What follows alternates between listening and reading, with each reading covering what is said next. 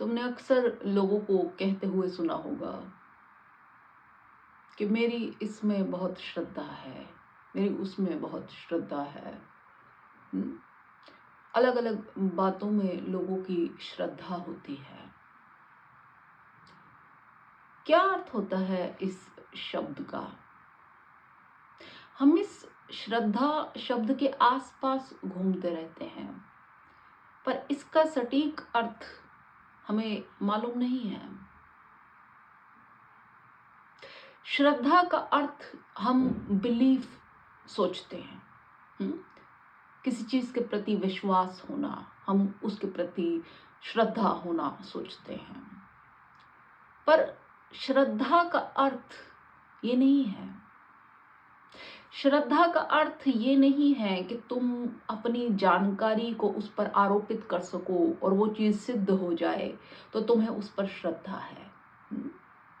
किसी बात का तुम्हारे पास प्रूफ है, किसी बात का तुम्हारे पास कारण है, किसी बात का तुम्हारे पास तर्क है, और फिर तुम कहो कि हाँ, तुम्हारे पास सारा सामान है उसकी रीजनिंग के लिए, और फिर तुम बोलो कि इसलिए मुझे इस पर श्रद्धा है क्योंकि ये सारी चीजें उसको पूरा करती हैं, मेरे बिलीफ को पूरा करती हैं। वो बिलीफ है, वो विश्वास है, ठीक है, वो एक अलग कॉन्सेप्ट है, वो तुम्हारा इंटेलेक्चुअल बौद्धिक कॉन्सेप्ट है जिसमें तुम अपने दिमाग को संतुष्ट करते हो अलग अलग कारण देके कि इस चीज के प्रति मुझे क्यों विश्वास है, क्यों यकीन करता हूं मैं किसी भी बात पर, ठीक है। तुम उसको अलग अलग तर्क देके संतुष्ट करते हो। लेकिन श्रद्धा एक बिल्कुल अलग बात है। श्रद्धा का मतलब है फेथ। श्रद्धा का मतलब है लीप, जिसको तुम बोलते हो क्वांटम लीप लेना। किसी बात के बारे में तुम्हें ना पता होते हुए भी तुम्हारा उसमें यकीन होना। कोई बात तुम्हें तार्किक रूप में संतुष्ट ना करे तो भी तुम्हारा उसमें यकीन होना।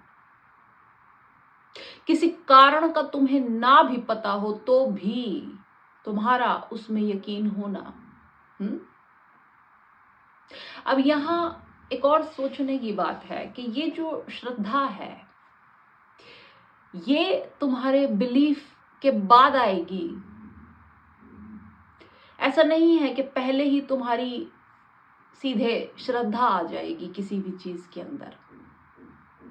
अब जैसे सत्य की खोज है, या अपने भीतर के अस्तित्व को जानना है, उस परम सत्य को जानना है, कुछ भी तुम जैसे मोक्ष, निर्वाण कुछ भी कहते हो, मुक्ति कुछ भी कहते हो, उसको जानना पहले तुम उसके कारण खोजना शुरू करोगे, अपने तार्किक शक्ति से उनको जचाओगे जो तुम्हें बात जच रही है, फिर तुम एक एक एक कंक्लूजन पे पहुंचोगे जिसको तुम विश्वास कर सकते हो, जो तुम्हारी पकड़ में आ सकता है। ठीक ठीक ऐसे ही करोगे।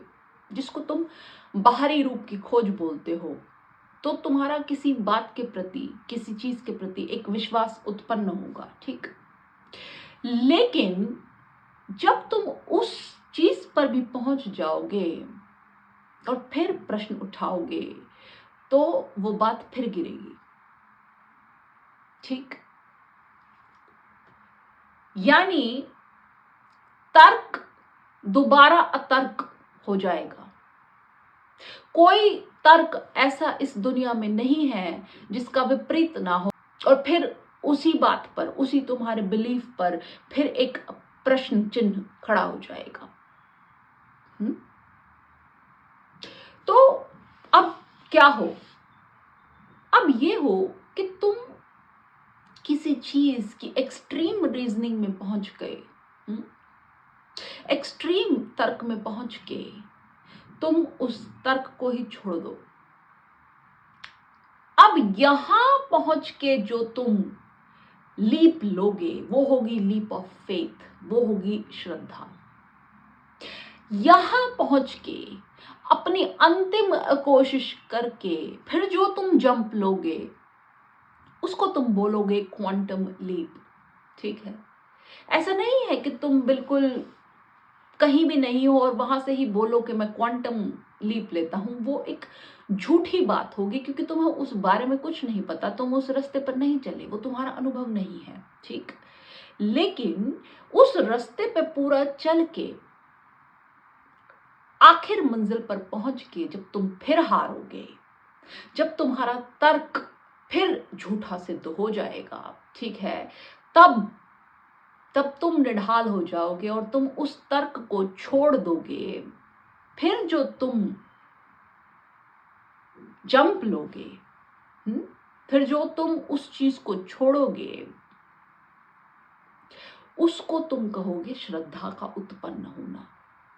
और उसमें तुम्हें कुछ करना नहीं होगा, वो चीज स्वतः घटित होगी। वो चीज अपने आप अब घटित होगी, क्योंकि अब उसके आगे और कुछ हो नहीं सकता। समझे? मतलब पूरे तैर के आखिर तक जितना तुम तैर सकते थे, उसके बाद जब तुम बिल्कुल थक गए, तुम्हारे सारे प्रश्न उत्तर सब चुक गए, सारे तर्क चुक गए, सारे कारण चुक गए, सारी श्रृंखला चुक गई, सारी बुद्धि चुक गई, उसके बाद तुमने अपने आप को छोड़ दिया और तुम बहाव में बह गए। वो तुम्हारी श्रद्धा है। इस विश्वास में और श्रद्धा में बहुत अंतर है। लेकिन श्रद्धा होने से पहले ये जो विश्वास की श्रृंखला चलेगी, विश्वास के लिए जो प्रश्नोत्तर चलेंगे, तुम्हारी इंटेलेक्चुअल क्वेश्चंस चलेंगे, रीजनिंग चलेगी, कारण चलेंगे, वो चलेंगे, तर्क चलेंगे, लेकिन इसके बाद ये सब निढाल हो जाएगा, समाप्त हो जाएगा। क्यों? तुम जितने तर्क लगाओगे उसके ऊपर फिर और तर्क बनेंगे। प्रश्न करो, उत्तर मिलेगा, फिर प्रश्न बनेगा उस उत्तर के साथ, ठीक। फिर अगला प्रश्न, फिर अगला प्रश्न, फिर अगला प्रश्न, प्रश्नों पे प्रश्न, प्रश्नों पे प्रश्न चलते जाएंगे, चलते जाएंगे, चलते जाएंगे। प्रश्नों का कोई अंत नहीं है, उत्तरों का भी कोई अंत नहीं है। तुम उत्तर भी खोजते चले जाओगे, लेकिन कब तक? कब तक? तुमने देखा, कारण हमेशा एक श्रृंखला बनाता है, तर्क हमेशा एक श्रृंखला बनाता है, एक लयबद्धता बनती है उसमें, ठीक है। ये एक लाइन है, एक लीक है। लेकिन ये जो तुम्हारी श्रद्धा है, ये जो फेथ है, ये कूद है, ये जंप है, ये रिस्क है, रिस्क विद प्राइम रिवॉर्ड।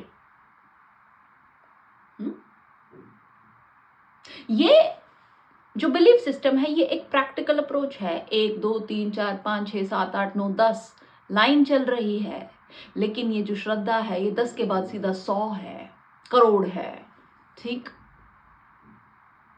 तुम्हारा तर्क तुम्हें कारण बताएगा, फिर तुम्हें उस कारण का उत्तर खोजना है, फिर उत्तर मिलने के बाद दोबारा कोई प्रश्न उठेगा, फिर उसका उत्तर खोजा जाएगा। एक ऐसे ही श्रृंखला चलती जाएगी, चलती जाएगी, चलती जाएगी। लेकिन एक पॉइंट आएगा जब ये सारी बातें चुक जाएंगी।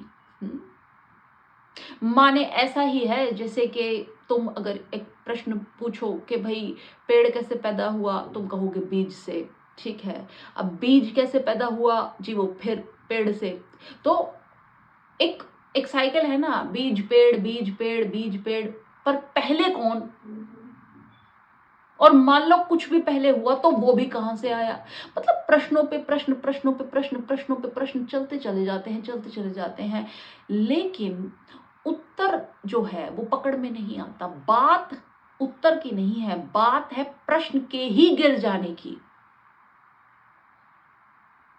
और वो प्रश्न जब गिरेगा जब तुम्हें अकारण समझ आएगा, जब तुम्हारी उस अकारण में श्रद्धा बनेगी, जब तुम अकारण का कारण खोजने के पीछे नहीं दौड़ोगे। और ऐसा नहीं है कि इससे तुम डम सिद्ध हो गए या निर्बुद्धि सिद्ध हो गए, नहीं नहीं नहीं।